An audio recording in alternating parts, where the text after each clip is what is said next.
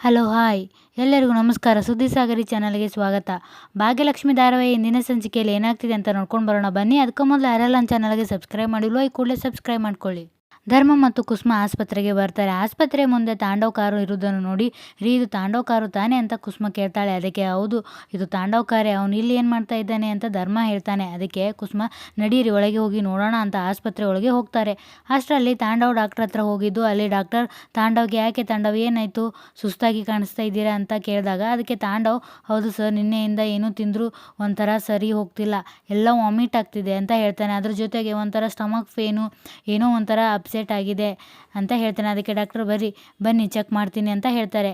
ಅದಕ್ಕೆ doctor ತಾಂಡವನನ್ನು checkup ಮಾಡಿ ಹೊರಗಡೆ ಫುಡ್ ಏನಾದರೂ ತಿಂದ್ರ ಅಂತ ಕೇಳ್ತಾರೆ. ಅದಕ್ಕೆ ತಾಂಡವ್ ಏನು ಕೇಳ್ತೀರಾ, ಪ್ರತಿದಿನ ಅದೇ ಕತೆ, ದಿನ ಹೊರಗಡೆ ಫುಡ್ಡೇ, ಅದು ತಿಂದಾಗಲೆಲ್ಲ ಈ ಥರ ಸಿಚುವೇಶನ್ ಆಗ್ತಾ ಇದೆ ಅಂತ ಹೇಳ್ತಾನೆ. ಅದಕ್ಕೆ ಡಾಕ್ಟರ್ ನೋಡಿ ತಾಂಡವ್, ಮೊದಲು ನೀವು ಅದನ್ನು ಅವಾಯ್ಡ್ ಮಾಡಬೇಕು, ನಿಮಗೆ ಮೊದಲೇ ಹೊರಗಡೆ ಫುಡ್ ತಿಂದರೆ ಆಗೋದಿಲ್ಲ ತಾನೇ, ನಿಮ್ಮ ಶರೀರಕ್ಕೆ ಯಾವ ಫುಡ್ ಹೊಂದುತ್ತೋ ಆ ಫುಡ್ಡನ್ನೇ ತಿನ್ನಿ, ಹೊರಗಡೆಯಿಂದ ಫುಡ್ಡನ್ನು ಆರ್ಡರ್ ಮಾಡಿಕೊಳ್ಳುವುದು, ಈ ಜಂಕ್ ಫುಡ್ಸ್ ಎಲ್ಲ ಅವಾಯ್ಡ್ ಮಾಡಿ, ತೊಗೊಳ್ಳಿ ಟ್ಯಾಬ್ಲೆಟ್ ಬರೆದಿದ್ದೀನಿ, ಟೈಮ್ ಟು ಟೈಮ್ ತೊಗೊಳ್ಳಿ ಅಂತ ಡಾಕ್ಟರ್ ಹೇಳ್ತಾರೆ.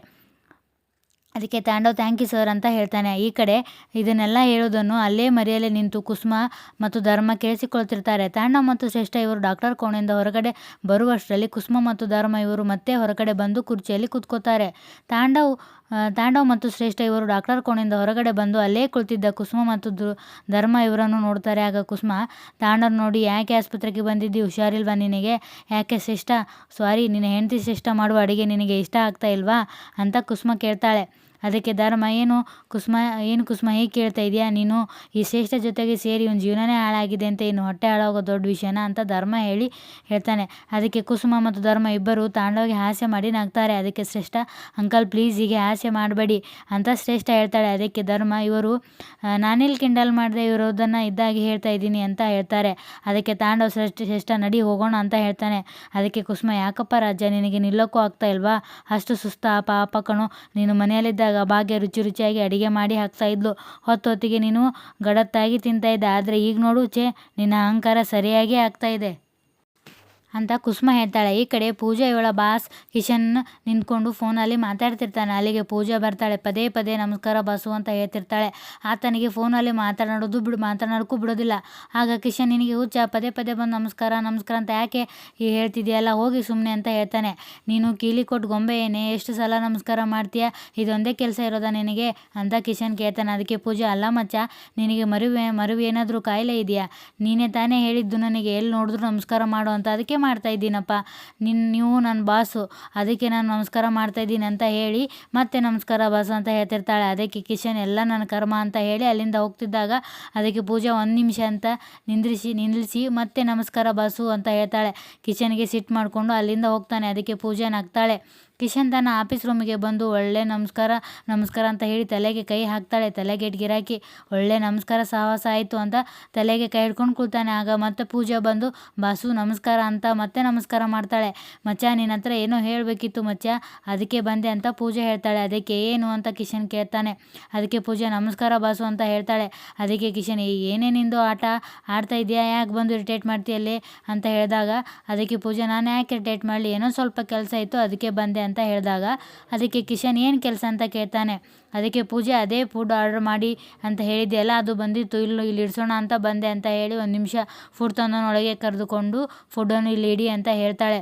ಫುಡ್ ಇಟ್ಟು ಅಲ್ಲಿ ಆತ ಹೋಗ್ತಾನೆ. ಆ ಪೂಜಾ ಇವಳು ಬಾಸು ತಗೊಳ್ಳಿ ಅಂತ ಹೇಳಿ ಕಿಶನ್ಗೆ ಫುಡ್ ಹೇಳ್ತಾಳೆ. ಕಿಶನ್ ಫುಡ್ ಪ್ಯಾಕೆಟನ್ನು ಓಪನ್ ಮಾಡಿ ಅದನ್ನು ನೋಡಿ ಕಿಶನ್ ಏನೇ ಅಂತ ಕೇಳ್ತಾನೆ.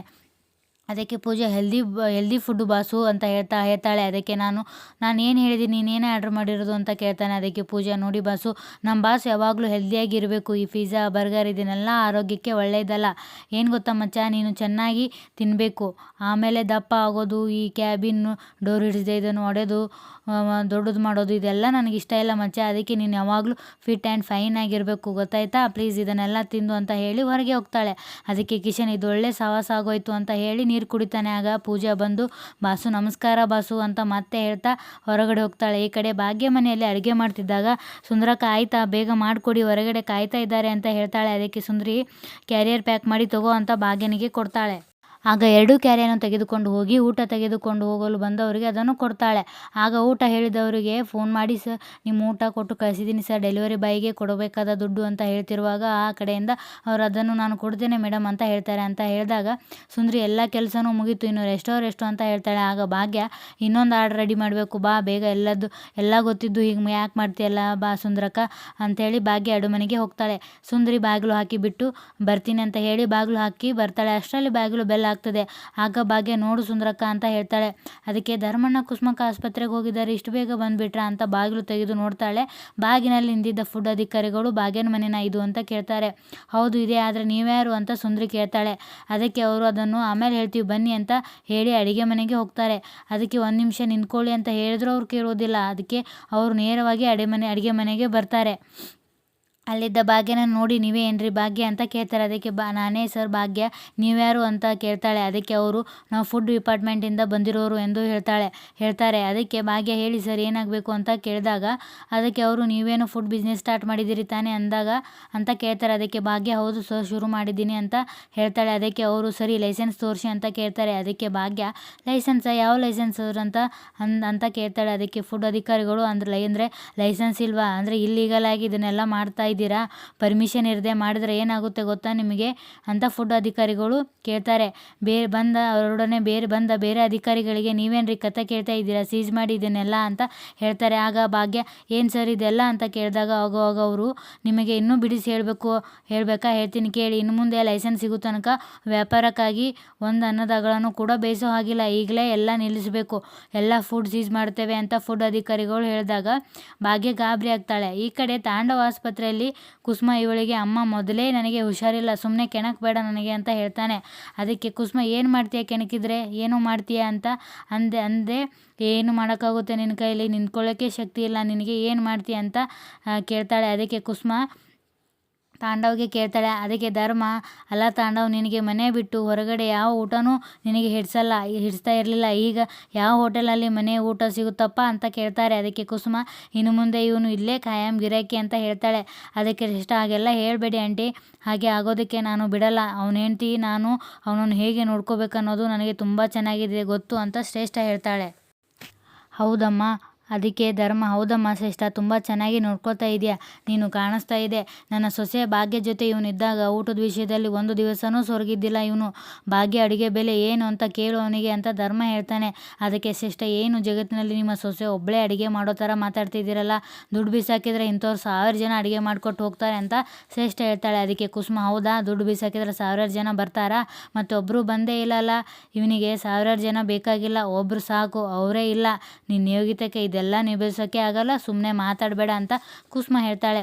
ಅದಕ್ಕೆ ಧರ್ಮ ಕುಸುಮ ಇವ್ರ ಹತ್ರ ಮಾತಾಡಿ ಸಮಯ ಹಾಳು ಮಾಡೋದು ಬೇಡ, ಬಾ ನಾವು ಬಂದು ಕೆಲಸ ಮುಗಿಸೋಣ ನಡಿ ಅಂತ ಹೇಳ್ತಾರೆ. ಅದಕ್ಕೆ ಕುಸುಮ ಅದೇ ನಡೀರಿ ಅಂತ ಹೇಳಿ ತಾಂಡವ್ಗೆ ರಾಜ ಹುಷಾರಪ್ಪ, ಆರೋಗ್ಯದ ಕಡೆ ಗಮನ ಇರಲಿ, ಅದು ಮುಖ್ಯ, ಹೊತ್ತೊತ್ತಿಗೆ ಸಮಯಾಗಿ ಸರಿಯಾಗಿ ಊಟ ಮಾಡು, ಒಳ್ಳೆ ಊಟ ಮಾಡು, ದೇವ್ರು ಕಾಪಾಡಲಿ ಅಂತ ಹೇಳಿ ಡಾಕ್ಟ್ರ್ ಹತ್ರ ಹೋಗ್ತಾರೆ. ಆಗ ತಾಂಡವ್ ಮತ್ತು ಶ್ರೇಷ್ಠ ಇಬ್ಬರು ಅಲ್ಲಿಂದ ಹೋಗ್ತಾರೆ. ಈ ಕಡೆ ಭಾಗ್ಯ ಸರ್ ಇದ್ದಕ್ಕಿದ್ದ ಹಾಗೆ ಈ ಥರ ಬಂದುಬಿಟ್ಟು ಹೀಗೆ ಹೇಳಿದರೆ ಹೇಗೆ ಸರ್ ಅಂತ ಕೇಳ್ತಾಳೆ. ಅದಕ್ಕೆ ಫುಡ್ ಅಧಿಕಾರಿಗಳು ನೀವು ಪರ್ಮಿಷನ್ ಇಲ್ಲದೆ ಇದನ್ನೆಲ್ಲ ಮಾಡ್ತಾ ಇದ್ದೀರಾ ಅದಕ್ಕೆ ಹೇಳ್ತಾರೆ. ಅದಕ್ಕೆ ಭಾಗ್ಯ ಅಯ್ಯೋ ಸರ್ ನಿಜವಾಗಿಯೂ ನನಗೆ ಲೈಸೆನ್ಸ್ ತೊಗೋಬೇಕು ಅಂತ ಗೊತ್ತಿರಲಿಲ್ಲ ನಿಜ ಸರ್ ಅಂದಾಗ ಅದಕ್ಕೆ ಫುಡ್ ಅಧಿಕಾರಿಗಳು ಅವಳ ಮಾತನ್ನು ಕೇಳಿದೆ. ಅದಕ್ಕೆ ಯಾವ ಕೆಲಸ ಮಾಡಬೇಕಾದ್ರೂ ಡೀಟೇಲಾಗಿ ಮಾಹಿತಿ ಪಡೆದುಕೊಂಡು ಮಾಡಬೇಕು, ಫುಡ್ಡಿಗೆ ಯಾವ ಕಲರ್ ಹಾಕಿರ್ತೀರಿ ಅಂತ ಹೇಳಿದಾಗ ಅದಕ್ಕೆ ಭಾಗ್ಯ ಮತ್ತು ಸುಂದ್ರಿ ಮತ್ತು ಭಾಗ್ಯನ ತಾಯಿ ಎಲ್ಲರೂ ಅವರಿಗೆ ಸಾಕಷ್ಟು ಸಲ ಹೇಳಿದ್ರು ಕೂಡ ಅವರು ಏನು ಮಾತನ್ನ ಕೇಳದೆ ಭಾಗ್ಯ ಮಾಡಿದ ಅಡುಗೆಯನ್ನು ಸೀಸ್ ಮಾಡಿ ಲ್ಯಾಬ್ಗೆ ತೆಗೆದುಕೊಂಡು ಹೋಗುತ್ತಿದ್ದಾಗ ಅದಕ್ಕೆ ಭಾಗ್ಯ ನೀವೇನು ಅಡುಗೆಯನ್ನು ಚೆಕ್ ಮಾಡ್ತೀರೋ ಮಾಡಲಿ ಸರ್, ಆದರೆ ಲೈಸೆನ್ಸ್ ಪಡೆದುಕೊಳ್ಳಲು ನಾನು ಏನು ಮಾಡಬೇಕು ಹೇಳಿ ಅಂತ ಭಾಗ್ಯ ಕೇಳ್ತಾಳೆ. ಅದಕ್ಕೆ ಆಗೋದಿಲ್ಲ ರೀ, ಇವತ್ತಿನಿಂದನೇ ಅದನ್ನೆಲ್ಲ ಮಾಡಬಾರ್ದು ಅಂತ ಹೇಳ್ತಿದ್ದೀನಿ, ಅಂದರೆ ಮಾಡಬಾರ್ದು ಅಷ್ಟೇ, ಸುಮ್ಮನೆ ಲೈಸೆನ್ಸು ಅದು ಇದು ಅಂತ ಪ್ರಯತ್ನ ಪಡಬೇಡಿ ಅಂತ ಹೇಳ್ತಾರೆ. ಸೀಸ್ ಮಾಡಿದ ಅಡುಗೆಯನ್ನು ತೆಗೆದುಕೊಂಡು ಹೋಗ್ತಿದ್ದಾಗ ಅವಾಗ ಭಾಗ್ಯಗೆ ಸಂಶಯ ಬಂದು ಅಲ್ಲ ಸರ್ ನೀವು ನನ್ನ ಹತ್ರ ಲೈಸೆನ್ಸ್ ಇಲ್ಲ ಅಂತ ತಾನೇ ಇದನ್ನೆಲ್ಲ ಸೀಸ್ ಮಾಡ್ಕೊಂಡು ಹೋಗ್ತಾ ಇದ್ದಿದ್ದು, ನಾನು ಲೈಸೆನ್ಸ್ಗೆ ಅಪ್ಲೈ ಮಾಡ್ತೀನಿ ಅಂತ ಹೇಳಿದರೆ ಅದೆಲ್ಲ ಆಗಲ್ಲ ಅಂತ ಯಾಕೆ ಹೇಳ್ತಿದ್ದೀರಿ ಅಂತ ಕೇಳ್ತಾಳೆ.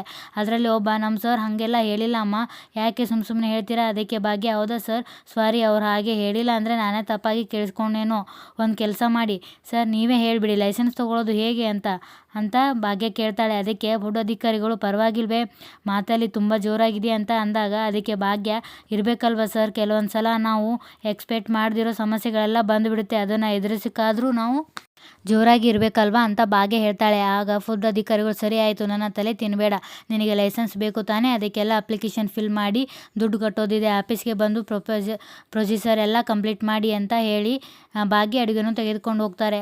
ಇದಕ್ಕೆ ಸುಂದ್ರಿ, ಇದೇನಿದು ಭಾಗ್ಯ, ಹೊಸ ಸಮಸ್ಯೆ ಒಕ್ಕರ್ಸ್ಕೊತಲ್ಲ ಅಂತ ಹೇಳ್ತಾಳೆ. ಅದಕ್ಕೆ ಭಾಗ್ಯ, ಏನೋ ಗೊತ್ತಿಲ್ಲ ಸುಂದ್ರಕ್ಕ, ಆ ದೇವರು ನನ್ನ ತಾಳ್ಮೆಯನ್ನು ಪರೀಕ್ಷಿಸಿದ್ದಾನೆ ಅಂತ ಅಂದ್ಕೊಂಡಿದ್ದೀನಿ, ಎಲ್ಲವನ್ನು ತಾಳ್ಮೆಯಿಂದನೇ ನಿಭಾಯಿಸ್ತೀನಿ ಅಂತ ಭಾಗ್ಯ ಹೇಳ್ತಾಳೆ.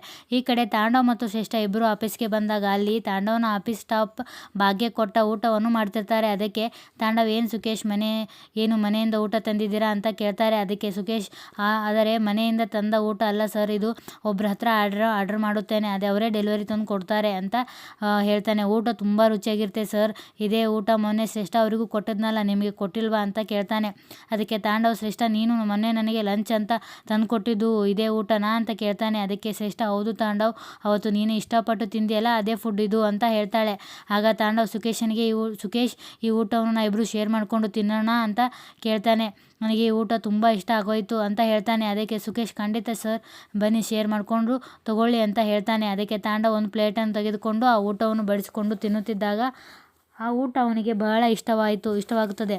ಅಡುಗೆ ಮಾಡಿದವರನ್ನು ಹೊಗಳುತ್ತಾ ಊಟ ಮಾಡ್ತಾನೆ.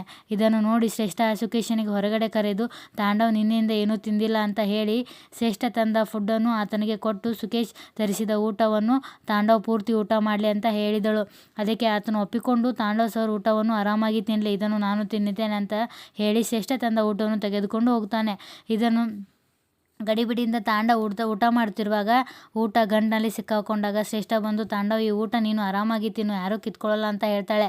ಅದಕ್ಕೆ ತಾಂಡವ್, ಯಾರೂ ಕಿತ್ಕೊಳ್ಳೋಕ್ಕೂ ನಾನು ಬಿಡುವುದಿಲ್ಲ ಅಂತ ಹೇಳ್ತಾನೆ.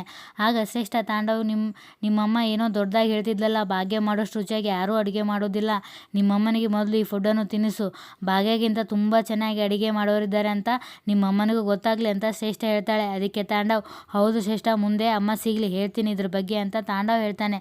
ಇಲ್ಲಿಗೆ ಈ ಸಂಚಿಕೆ ಮುಕ್ತಾಯವಾಗ್ತದೆ. ಧನ್ಯವಾದಗಳು.